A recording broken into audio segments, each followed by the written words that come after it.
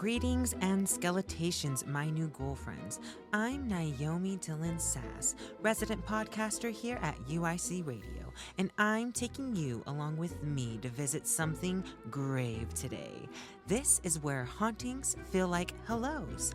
Welcome to the brand new podcast for everything in the horror genre, from movies to mythologies and mysteries. This is She's in the Crypt. Along with us on this week's frightful journey is an exquisite celestial being, an individual with feminist morals in the most couture fashion, Kesey Pann. We are going to talk about an excellent piece of horror scripture, if you will. There will be a trigger warning at the beginning of each of my episodes, just in case today's dark discussion isn't your preferred potion. We will be heavily discussing women's autonomy and the facets that involve reproduction, abortion, sexual violence, and the unaliving of children. Ghoul, I get it if you can't listen to that right now. Just leave us a like on your way out and be sure to tune in next week for a different dark discussion. After this quick break, I'll be back with Kesey Pann, and we're going to do some grave digging into how second-wave feminism influenced some of the new monsters that were made from the home. We'll be analyzing Chapter 6, Haunted Houses, and the second edition of the book Monsters in America, Our Historical Obsession with the Hideous and the Haunting, by W. Scott Poole. We'll be back after this quick message from Beyond. Ooh.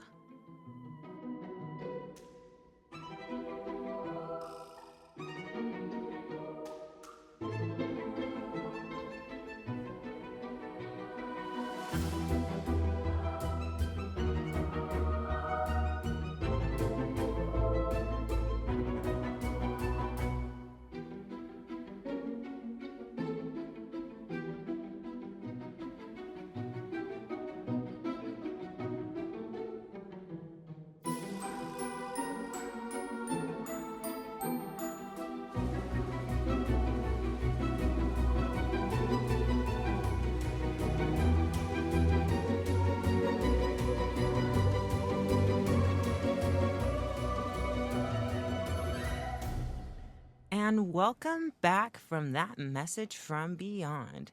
We have reached the part of the show where we have got to our first segment.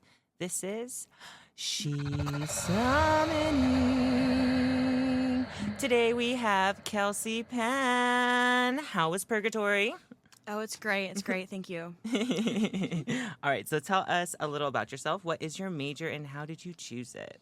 Okay, so my major is theater design, production, and technology, and I'm emphasizing in costume design. I chose that because I've always done theater. You know, growing up, I did a lot of performing, but I decided that that's not the side that I wanted to keep with. So Actors are a lot, yeah. Yeah, and I didn't want to give that forever.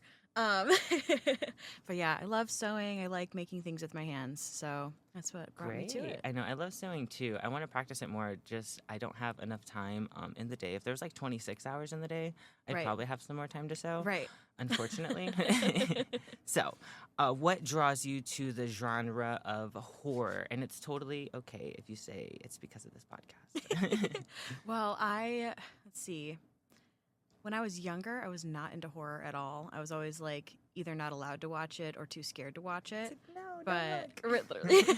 And in the past few years, I've gotten more into it. I feel like Jordan Peele's movies really like brought me into the genre. Hilarious. I love how horror can be, you know, obviously scary, but also so just like fun and reflective of so many different parts of society. Right, you can have so many different conversations about, you know, what that means Literally. and how it applies. Oh my goodness. Yeah, I think the Peele franchise, all of his movies, he like perfectly puts humor into the movie, and it's not like chuckle, knee slapping humor. It's just real scenarios, how a real person would act in like a scary situation like that. Yeah. Like I loved seeing Keke Palmer in Nope. Nope. Yeah, I was like, yes, Keke. Right. All right. So, what are you most excited to talk about today? Ooh, most excited. I think just the different topics. I mean, we're going to be talking. Do you mind if I spoil things? Sure, go for it. We're going to be talking just like a lot about women and feminism. I Love love women. women. Yeah. um, I support women's rights and women's wrongs. Right. I support Um, women's wrongs. I'm a yeah. stand for women's Yeah. wrongs. I love evil women. Yeah, right I now lo- in Shakespeare we're reading Titus Andronicus, and the main person in there, Tamora, she's just getting revenge the whole time, and I'm like, Right. you know what? Like, okay. I'm not mad. Right. You go, girl. Right. Perfect. I'm super excited. Thank you so much for being my first guest ever. Thank you for having me. Woo. Awesome. All right. So this is where we get into the nitty and gritty of the episode. We have reached dark discussions.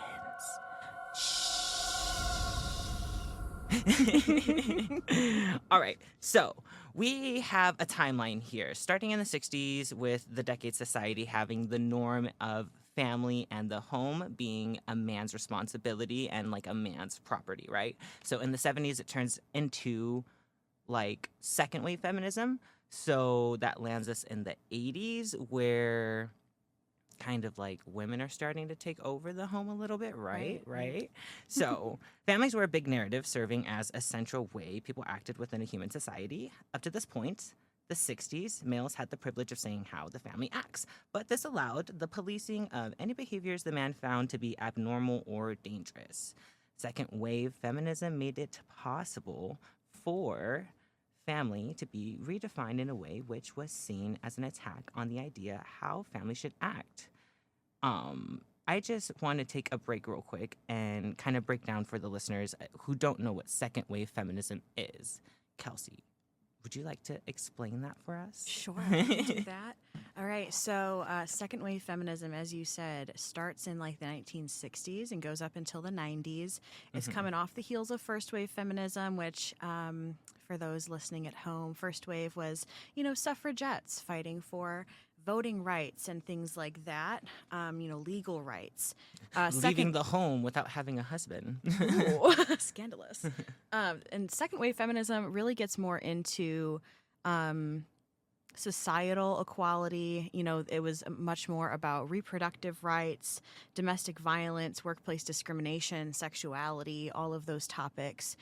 So, women really fighting for, we don't just need legal protections, which those are necessary, obviously, but we need people to actually like treat us well. Practice what you preach. It's more of saying on paper, yeah, we are technically equal on paper now, but in action, in society, we are not equal. And there's just so much more work to do even now. That we're in technically third wave feminism now, but and that's still going. Hashtag. No, I'm just kidding. All right, perfect. That's awesome. So second wave feminism definitely made it possible for the family life to be refined in a new way, which was seen as an attack on how a family should act. The fight about who has control over the family led to like a multitude of new monsters inside of cinema. It began with women's bodies, where they were like metaphors aplenty that compared a woman's natural sexual desire as evil and diabolical. Some examples the book give us from the movies is Carrie and The Exorcist. So yeah, Carrie was filmed in 1976, directed by Brian De Palma and written by Stephen King and adapted into screen by Lawrence D. Cohen. And The Exorcist was in 1973, directed by William Friedkin and written by William Peter Blatty. Oh, William and William duo. I feel it. So have you seen these movies, Kelsey? I have. Yes, I have. Cool. I would like to start with Carrie. Yes. So Carrie is about a religious girl brutally coming to age. Never speaking of a period before, Carrie gets one in the shower at her gym class at school. I couldn't imagine. Probably autonomously not possible for me. However, it would be cool. I wouldn't mind. So she thinks she's dying, and other girls make fun of her for it, ostracizing her and solidifying her spot as what her classmates would call, what we kind of call now, a weirdo. Weirdo. So, little weirdo freak, you stupid geek. A controlling religious mother like Carrie's mom, mixed with an intense bullying from her schoolmates, led her to become a monster. Was there any like parts of that movie that kind of like stuck out to you where you can see it was like a message to society saying, if you act this way, this is what's going to happen to you, you know? Ooh, yeah. I felt like uh, how you mentioned, when she gets her first period at school and experiences bullying and ridicule because of it, it's very much this idea of like, you have to keep that hidden. And it's shameful to be, bleeding out in the open and for people to know that you're on your period. It's, it's a bad thing. It's shameful. Ooh, scary. Literally. And, yeah, and then, for that to happen at school and then for her to also go home and experience that same oppression and guilt and shame and abuse from her mother, it really just Yeah, her mom's crazy. yeah, yeah. And it really just makes out puberty and womanhood and growing up to be this like dark bad thing that you have to like hide and Yeah, and God forbid, if you're in a religious household, it is tenfold the Right. pressures of trying to stay quote unquote pure. right. And the religious imagery is super strong in Carrie. When her mom is ridiculing her about her period, the book literally says the sins of women, and she's like hitting her with it.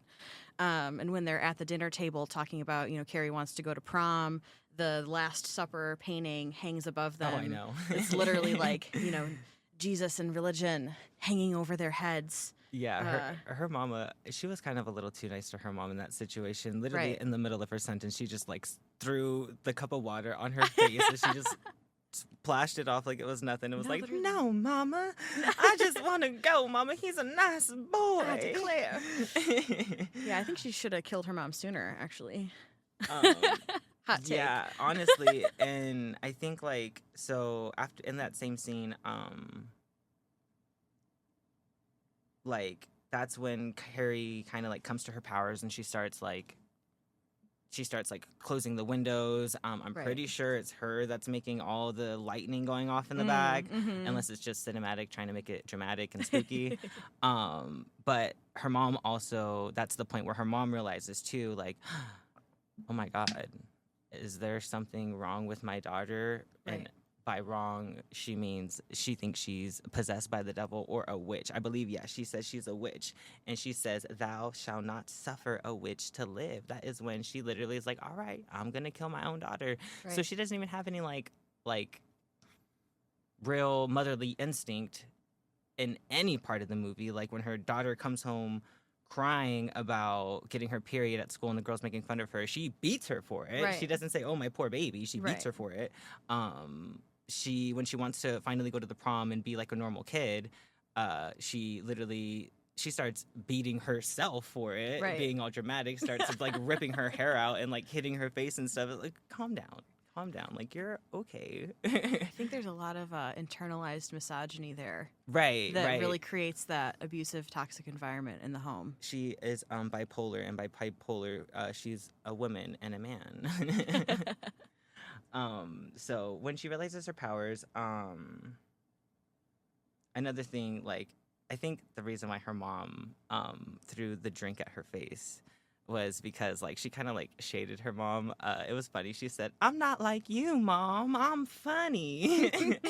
I'm different. And the mom said, oh, you're funny? Oh, okay. I'll show you funny. Bloop.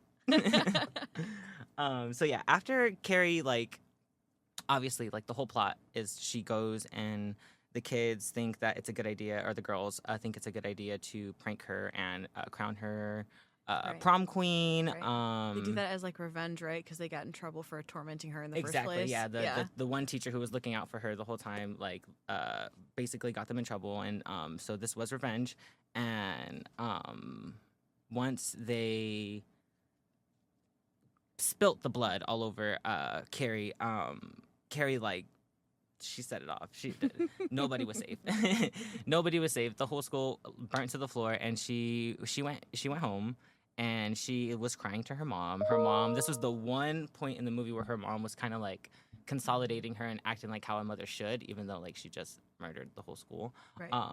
you know, she should have been giving her this sort of like kindness and nurture the whole entire time, but she was only doing it to like disguise about to kill her. She literally Yeah. like as she got her really relaxed, literally stabs her in the back, metaphorically and literally.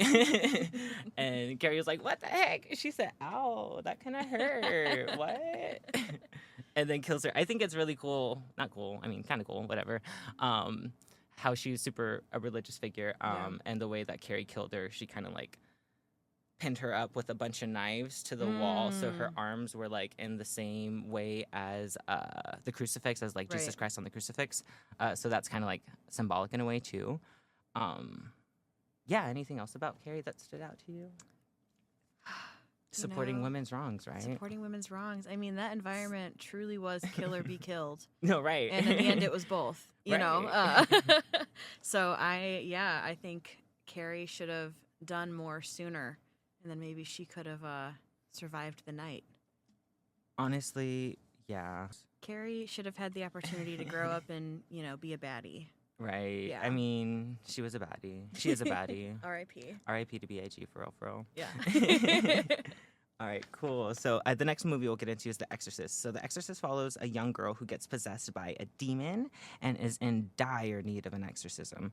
Through her perilous journey, the family finds the adolescent girl masturbating with a crucifix, which made the public go wild for numerous reasons. One being the scenario of using a religious artifact like the crucifix itself to masturbate with. Right. This was like illustration of women being able to get themselves off without the use of a man as well. So both of those mixed together kind of just like pissed off the church and pissed off men. So it was really cool in that aspect. What other stuff about The Exorcist kind of stood out to you? Yeah, I think that one of the biggest themes that we see in The Exorcist is, you know, kind of similar to Carrie, that sexuality, puberty, growing up, womanhood, all of that is kind of being directly compared to like evil, and in this case, you know, demonic possession. You know, men really fear the power of women, and they fear the unknown, and you know, they don't really understand what women and girls go through They really in don't. society. And so, you know, depicting them through these very human experiences, but depicting them as like monstrous, Right. is really indicative. Right. I of- mean, she was possessed. Yeah. However, I do think they used a lot of like underlining like situations to subtly in like sort of inception to their audience. Yeah. So oops, excuse me, I'm so sorry. One of the parts that stood out for me, right, I don't remember if it was before or after she was actually like masturbating with the crucifix, but the doctor comes in and the priest come in, and Reagan, the one who's possessed, she kind of like shows her coochie to all of them, telling them to fuck her, fuck her, Right. fuck me, fuck Right, me. right. And so that was also like that scene plus the masturbation scene with the crucifix, kind of all carry into the solution of the movie, where when she is unpossessed, she goes back to this kind of pure, unsexually explicit girl, regular 13-year-old girl should be. And she like doesn't even remember what happened, right? Yeah, no, she is like totally is completely. I mean, I would lie Yeah. and say I didn't remember either. But like, nah, girl, I do not remember. Me from age 1 to about 14 years old. I'm Right. like, I watched Scooby Doo. Right. That's about it. There was that movie was one of like the scariest movies during its decade, because of the special effects in Right. it. The special effects were top tier. There was not Right. a lot of CGI. I doubt if there was any CGI in there at all. Very But groundbreaking film. yeah, and Yeah. so like when it comes to like the possessing aspect too, it was very problematic in society because the churches were up in arms, and this was like the first time where the Catholic Church and the Christian Church were like, you know what, we have a common enemy. Right. Like, we're Let's team kind of up. friends, right? Yeah. Like, let's get this movie out of here. Right. But I think that kind of leads to the iconic of it all, that it being so problematic leads such a lasting effect on society. Right. And the poor girl. Yeah, the poor girl. Like hope she's all right, in Right. that universe. And yeah, I think, obviously linked to religion, but also separately from it. I don't remember what Reagan's mom's name is, Me but either. she is a single mother, Mm-hmm. and she has a very unruly daughter. And it's kind of feels like a reaction to feminism, like they need to be And like, reined back in and Right. saved by men and Right. saved by patriarchal values. Like it only ends when the other priest like takes the possession unto himself, mhm. and throws himself out the window or whatever. Right before, that part always cracks me up too, because right before he's like, take me, he literally beats the shit out of that little girl. He like throws her on the ground. He says 1, 2, 3, just like right hits the fuck out of her. And I was like, damn, chill, hold on. I know there's a demon in there, but Right. hold on. Like it's not that little girl's fault that your friend had a heart attack and died. Yeah, it felt personal. It felt Right. very personal. Yeah, like I'm so sorry for your loss, but also like that I don't think that is how exorcism goes. I don't think Right. you like physically have Right. Are you beat the are you shit trained in exorcism? Yeah, I have my like boxing Right, I gloves got at my the one and ready. my two, my yeah. left and my right. Which I Um, always wondered because her head fully turns Mhm. at one point, and I'm like, how is that girl not dead once the demon leaves her? Because Right. is her neck not broken? Did all of the things she's been like whipped and thrashed around the whole movie? Yeah, she for sure has whiplash. 2 broken ribs. Slightly concussed at least. Yeah, I don't know how the neck. I can go halfway. Yeah, no. Yeah. That Definitely feels like can't get it the cracked full- really good though. Like Ooh, imagine that yeah. crack. Ugh. It's a Halloween stretches, guys. Got to try to stretch your neck like Exactly, Like like Reagan. Reagan.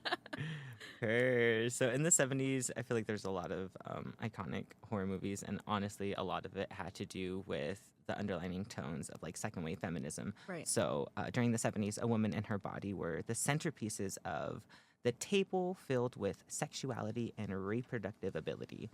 Once the pill, we all know the pill.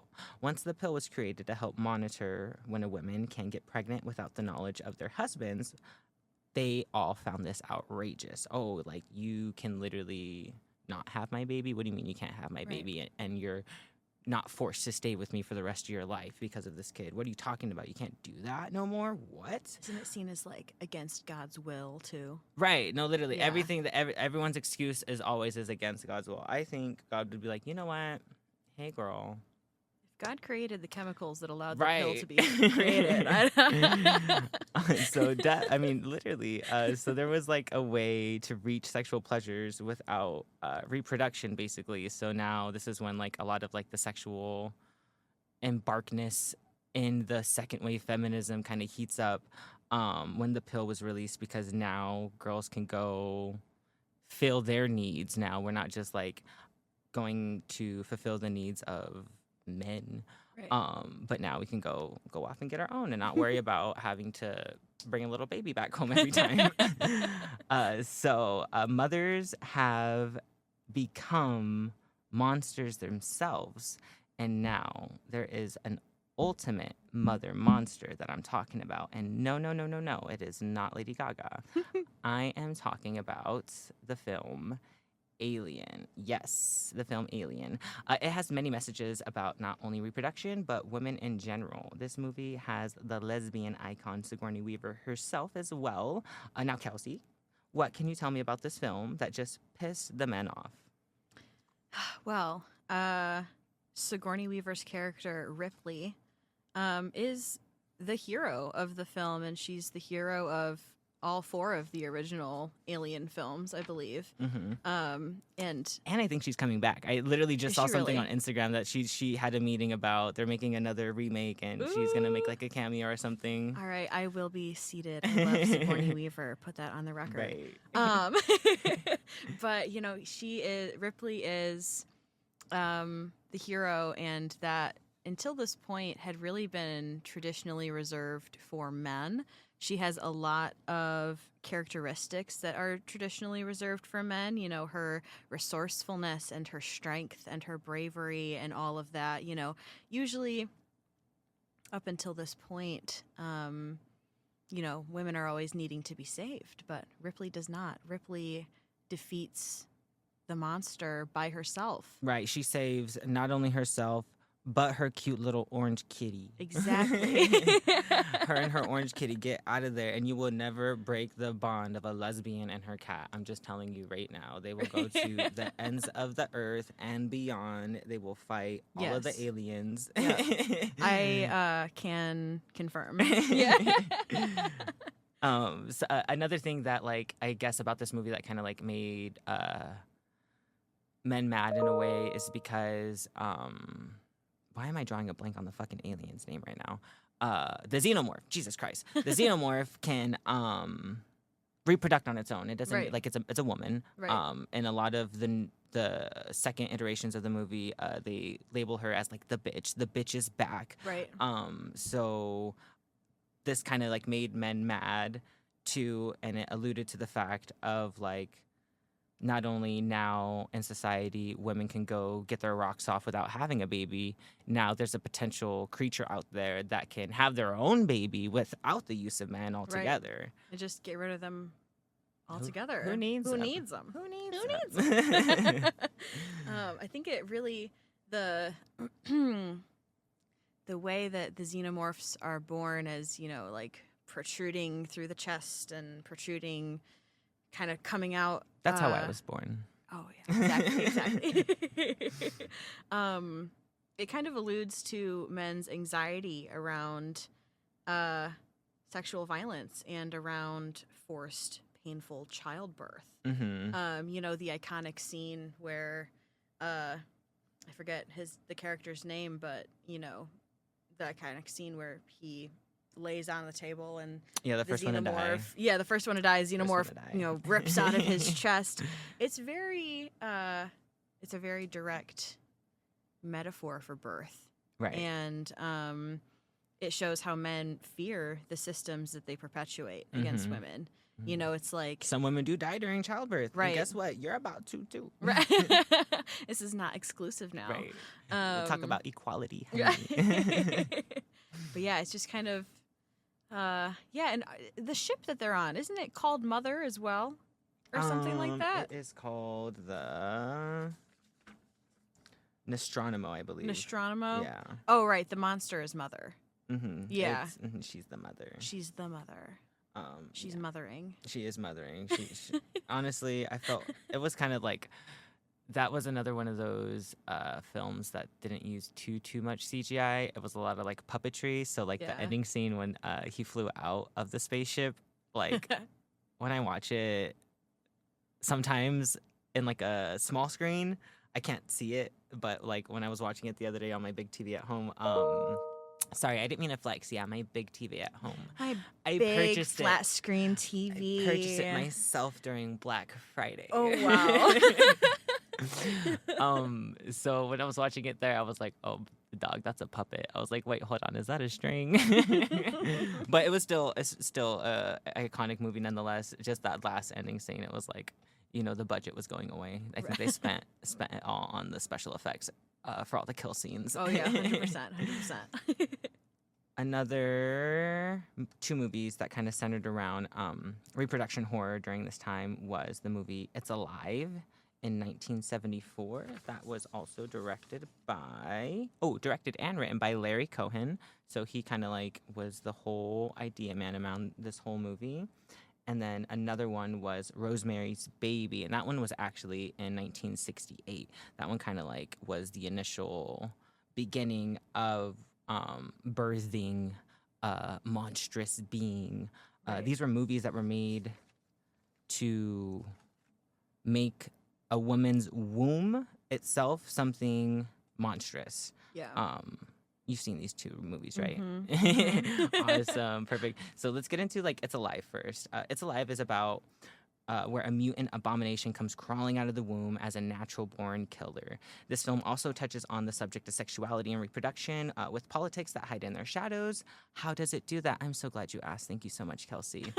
In the movie, the mother was taking an experimental fertility drug, an experimental fertility drug. So again, like the pill. It wasn't necessarily the pill because she was trying to get pregnant, but it was around those lines.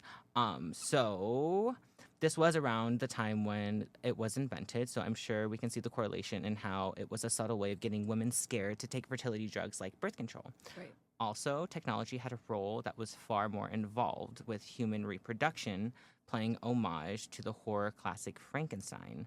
You know, he brought up how he thought the monster was the monster in Frankenstein was that was his name. Like the monster itself was named Frankenstein, but he realized it was the doctor that created him was the one Frankenstein, and he was kind of bringing up how those two always got mixed up together. And I think the reason why he always got those two mixed up together and why he brings that up now is because he is correlating it with the doctors who created this pill and this drug to help his wife actually were the ones who created this monster baby that is going around killing everybody. Yeah, I like that question of like, who is the real monster? Is Right. it the one that's doing the violence, or is it the people that Created the thing. created it? And I kind of realized a correlation between Frankenstein and It's Alive, because in Frankenstein, as you mentioned, Frankenstein's monster never receives a name. He Right. is literally just referred to as like the creature, the monster, The creature, the Frankenstein's monster. monster. And in It's Alive, their baby is never named either, which I think kind of adds to this aspect of like dehumanization. Because once you And- name it, then that kind of like is like the same thing when you get like I'm not equating it to a pet, but like once you Right. get a pet, like if you find like a pet off the street, like, but I already named it, Mom. then it's Please, real. can I keep yeah, it? then it's like a real part of the family, and you're really responsible for it now.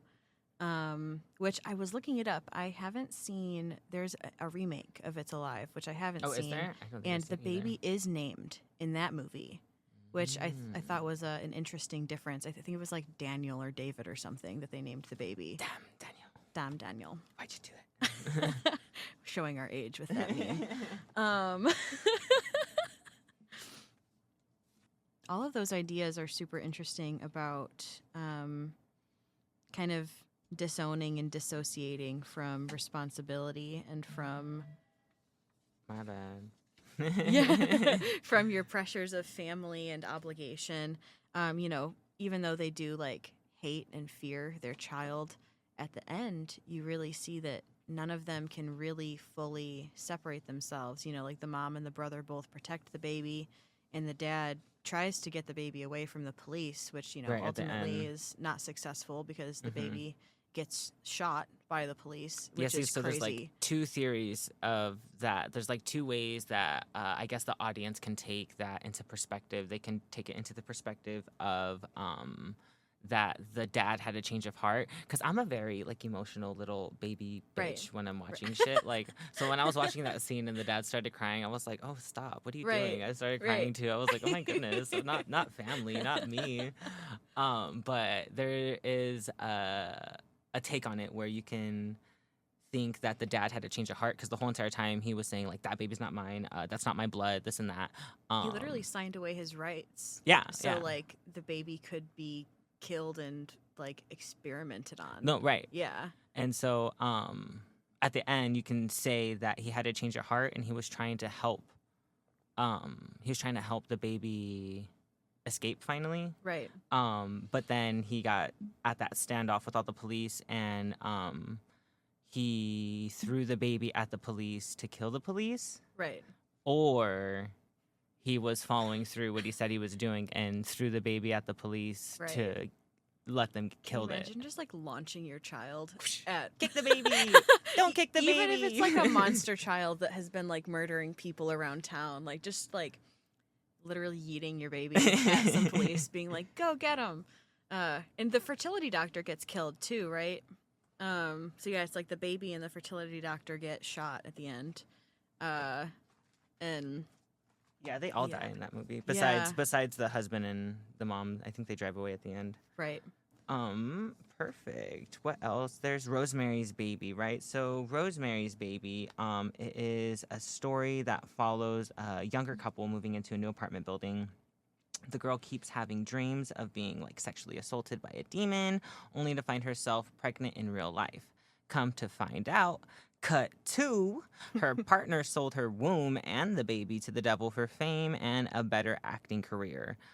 This was a film that also aided the alliance with the Catholic and Christian people of faith because of its use of religious beliefs. Now, Can I just say, yes, I thought it was really funny that Rosemary's husband's name is Guy. right? Because he's such a guy. He's so, like, come on, like, come the fuck on. We're gonna move into this new place and you're gonna gaslight me. Gaslight king, like gaslight. Like I didn't even know somebody could be gaslit as much Right. as that. And she's literally right the entire time. the whole time. She's right the whole time. And he is doing exactly what she says is going on. And she's not even believed by her doctor when she goes eventually to Dr. Hill. And he's like, oh, she you're begs crazy. him to get a second opinion because the Right. whole entire time the dude is like, the husband Guy, Mr. Guy, is saying that the doctor that they found, who is also in this like witch cult that they're in, the doctor that they've been going to, no, he's a stand-up dude. This is my guy. Right. So they have this whole argument about like, she's like, well, I just want a second opinion. I'm not saying we have to get a new doctor. I just want a second opinion. And he's like, well, no, now I got to pay for this doctor and another doctor. No, I'm not going to do it. Right. And then she's like, well, why not? Well, why not? And then he was like, well, you know, trying to fucking buy time to Yeah. figure out an excuse to give her. Well, it's not fair to our doctor. And she's Right. like, it's not fair to our doctor. What Right. about me? Is it fair to me? It's like everything he says just adds up less and less. Literally. As things go on. And it really shows, you know, with her advocating for herself and really not letting her husband and these other people tell her that she's wrong and she's crazy, but still experiencing all of these horrible things and all of this violence and, you know, her baby being taken from her and the baby being like a cursed demon baby in the first Right. place. It shows how, like, women advocating for themselves are still doing so in the confines of patriarchy. No, literally. And, like, you know, And the poor girl when Yeah, she went the to fight the for other, feminism. yeah, only goes so far as, like, people will listen.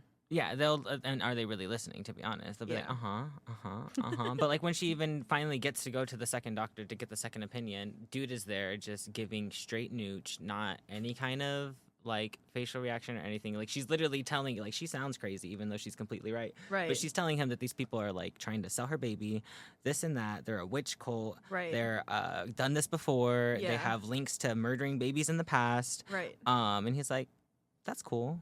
No, yeah, I believe you. Here, let me just write this down. Let me just And take you to this super comfy psychiatric facility. literally. And this is why we don't trust men. literally. I know, it was so funny. One time I was at camp and I was hanging out with some of my friends there, and we were just walking off one of the paths, and there's just some random like dude up there. Like they all turned around like so quick, and then like it took me a second, and I was like, what happened? And then she was like, when you see a man, you turn around and run. And I was like, you know what? That's so fair. That's so valid. I'm a Yeah. literally lesson of the day. So you know what? There's so much stuff still to talk about. I think this one's gonna have to be a 2-parter, you guys. Oh my God. I mean, of course, if you were down to come back for another episode. Oh, absolutely. Yes. All right, perfect. So then we'll save the rest of our conversation for another episode, and we'll get into the next segment. The next segment is one of my favorite things about this podcast. Okay, you guys, this is going to be a fun little game we're going to play every episode. It is called Slash or smash. The rules are quite very, very simple. I will tell you an iconic horror character, and we will say whether we would slash them or smash them, and give a reason why. So this week I got a lineup of some baddie monster mommies. Are you ready, girlfriend? Yes, I'm ready. All right, round 1. We'll do round 2 on our next episode, okay? First we have Margaret White. Slash, for sure, for sure. For you guys who don't know, Margaret White is the mother of Carrie. Honestly, you guys should take out your phones just in case. Google these characters. This is some homework for you. But yeah, this is Carrie's mom. She's crazy. I'd slash her too. Yeah, I don't think there's much that's redeemable about her. No, and I think if you even try to smash her, she would end up slashing you. Right. To be honest, so right. it's like just kill her first. It's not even worth it. All right, next up on the list we have the Barida, Chucky, Jennifer Tilly. Pre animation. Smash. Yes. Jennifer Tilly, love her. Hard smash. Y'all have seen Bound. Recommend. I have my screensaver. I have like a couple screensavers on my phone, but one of my screensavers is this picture of Jennifer Tilly where she's trying to resurrect Chucky in the little pentagram circle with the candles and stuff. I have that as my screensaver, but it's like a Bratz doll Oh, hell yeah. of Jennifer Hell Tilly. yeah. So yeah, def smash. I would smash too. All right, next we have Ma. You know, I'm gonna have to say slash. Yeah? Yeah, I would be scared to say slash. this is true. She wants what she wants, Right. but I'm just gonna hope it's not me. Right. This is a woman who gets what she said. I see it. I like it. I want it. I got it. Also, like, I'm so sorry, but the The hair. the gotta go. haircut Yeah, is the haircut horrible. gotta The go. haircut haircut. gotta go. You knew exactly what I was gonna The say. haircut for sure has to go. All right, coconut head. All right, next up we have La Llorona. Do you know who this is? It's okay if you don't. I can explain. I haven't like seen this, but I've heard of her. Right. So, La Llorona is a more like Mexican Hispanic folkloric character. Okay. She is somebody who drowned her children by the river and then immediately like regretted it and kind of Okay. like I don't remember if she killed herself or she got killed. I think she killed herself too. But now she haunts the river Okay. and is always crying out for her kids. And if you end up Oh. trying to go, like if you hear someone crying for their kids and you try to go help them and you see her, then she ends up Yeah. drowning you too. I feel like there are similar folklores from like America and stuff too, like I believe Woman it. in White, Right, stuff like right. that. They stole it from us. Just the ultimate question though, slash or Slash. smash. I'm a slash. Yeah, I This think I'm bitch gonna looks slash. scary. And yeah, I feel like she'd be wet in the wrong ways, you know? yeah, like not in a Yeah, fun way yeah, at all. just like algae and Right. moss. And I don't know, we wouldn't have a good time. She's too sad. Literally, Sorry. right. And I think the last one we have Norma Bates. Now this one is the not the original Norma Bates from the 70s. This one is my personal favorite Norma Bates. This is Vera Farmiga from the Okay. show Bates Motel. Gotcha. You know, I'd say smash. Honestly? Yeah. Yeah. Yeah. Even now it's smash. If you listeners don't know who Vera Farmiga is, if you're familiar with the Conjuring universe, she is the one that plays Mrs. Warren in there. That's probably her most iconic role, I would say. But yeah, she is 10 out of 10. Then and now. I mean, for her, goodness gracious. What a lady. What a lady. Wow, thank you so much for playing that game. I love that Yes. game. Games. So we have one last little thing we do before we're going to wrap up this episode. We have almost dug a hole big enough to fit this topic into. But before we go, this is the part of the show where we answer chilling inquiries from our Crypt Keepers. Yes, that's you guys. And I bet you're all wondering, how did you already have inquiries on your first episode? Well, I have some connections to people in the afterlife, so don't you worry about that. I have questions aplenty. So, our very first question is to the HWIC, head witch in charge. I bought this magic potion from some guy by the beach. He said he was a wizard on a quest and needed one more gold piece to buy his wand back from the pawn shop. A wizard without their wand is like a man without his... You get the gist. I felt for the guy, so I bought the potion not planning on taking it. I don't know why I thought leaving it on my kitchen counter would be a good idea. I ended up drinking it last night when I was drunk, thinking it was a shooter. I was fine then, but today, I woke up and I'm invisible. What should I do? Should I wreak a little havoc? Try to find that wizard?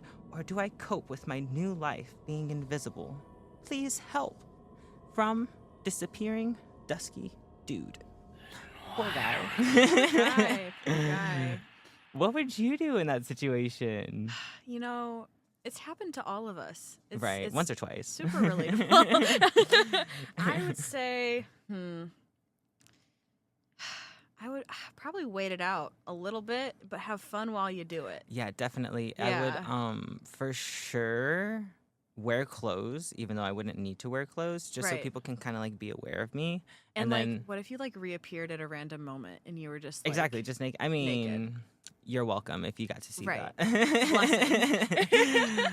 But as soon as somebody like I would go like argue with people, Right. and then as soon as they would like try to get loud, I would like take off my clothes, and they'd be like, "What the fuck are you doing?" And then they wouldn't be able to see where I am, and then I would start like flicking them on the side of their ear, like blowing in their ear, give them a wet willy, a wedgie, do all that stuff. It would be super funny to like prank people, you know, like every time somebody sets something down, just like move it. And, like feel like that would drive people crazy super fast. Right, or if you could do it subtly, someone's trying to text someone and you like press the lock screen on their phone, so they go and Yeah. unlock it again, and then you press the lock screen on their phone, and then Right. they go and unlock it again, and you press the lock screen on their. They're like, "What the?"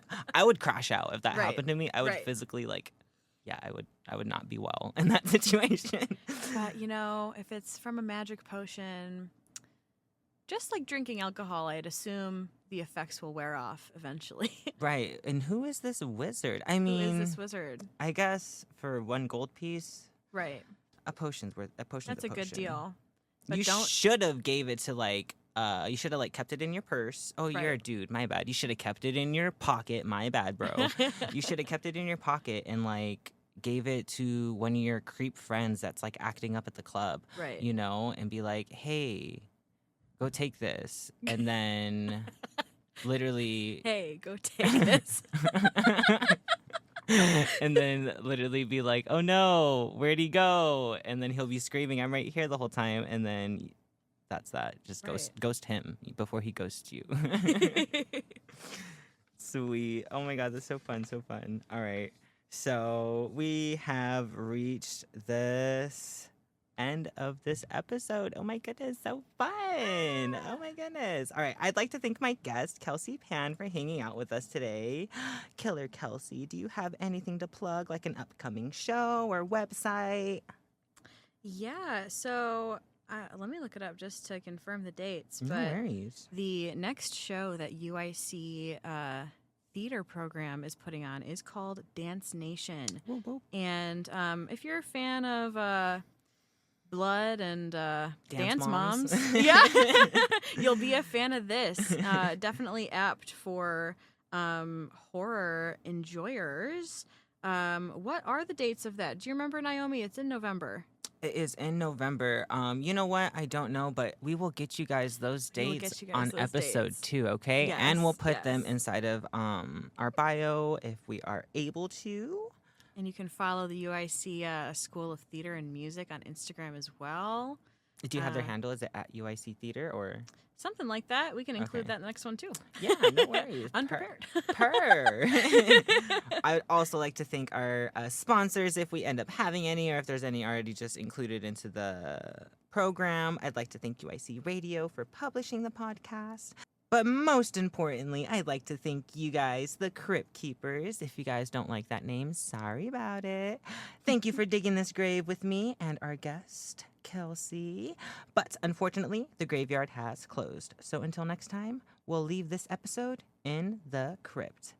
Farewell and bad dreams. Bye. All right, ghouls. Make sure to follow the podcast on Instagram at She's in the Crypt for updates about shows and upcoming guests. Follow UIC Radio at UIC Radio, also on Instagram. And be sure to subscribe to the UIC Radio YouTube channel so you won't miss a single episode every Monday at 10 a.m. And And you can check out all the other shows on the network as well. The podcast was created, written, and edited by Niomi Dylan Sass. Hey. And published by UIC Radio. Music by Arthur Benson, The Friendly Ghost, and sound effects from epidemicsounds.com. If you can't get enough of She's in the Crypt, you can keep up and check out my bi-weekly blog, Crypt Collections, every other Saturday morning at 10 a.m. on the website uicradio.com, and find me in the blog section.